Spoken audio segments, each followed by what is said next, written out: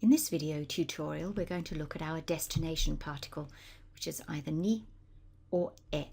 Notice that e is pronounced e, there is the pronunciation there, but it's actually written using a hiragana he, and you have a free choice between either of those two particles. They both indicate your destination.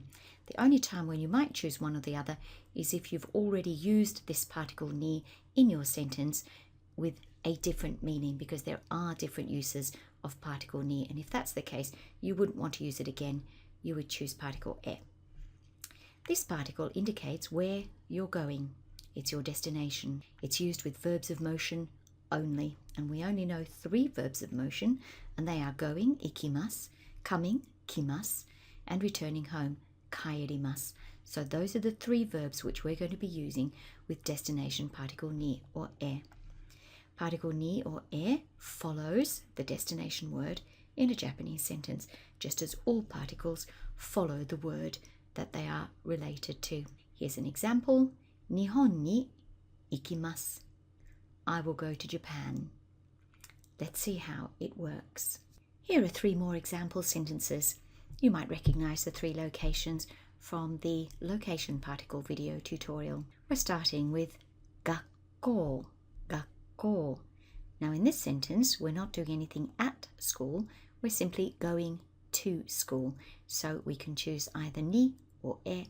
I've chosen ni in this case, and then ikimasu. I go or I will go. Gakko ni ikimasu. I go to school. Underneath we have university, daigaku. This is our destination, and our verb is kaerimasu, to return home. Now, although this is translated as returning home, it really means to return back to where you started from. So if we say daigaku e kaerimasu, it means you started out from the university, or you went somewhere else, and now you're coming back to the university. Notice I've chosen in this sentence to use particle e instead of ni. It still indicates that's where I'm moving towards. Daigaku e kaerimasu.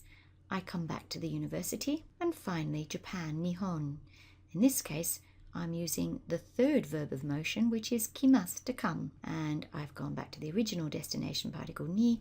Nihon ni kimasu. I come to Japan. Remember, particle, either ni or e, follows our destination. And if we don't indicate our topic, then it means that we're doing the activity. If, of course, we want to indicate somebody else is going to school or returning back to the university or coming to Japan, then you'd need to add a topic. And let's see what happens when you do that. And here are our sentences with a topic.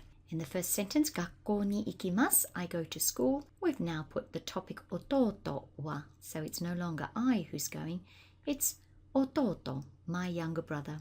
Ototo wa gakko ni ikimasu. My younger brother goes to school. Daigaku e kaerimasu. To go back to university. In this case, it's not I any longer because there's a topic, and it is tomodachi, my friend. So my friend is the one doing the action. He or she is the topic of our sentence, and that means they must be followed by topic particle wa. Tomodachi wa daigaku e kaerimasu. My friend returns to university. And finally, the person coming to Japan is no longer me, but my dad, chichi, followed by topic particle wa. Chichi wa nihon ni kimasu. My dad will come to Japan.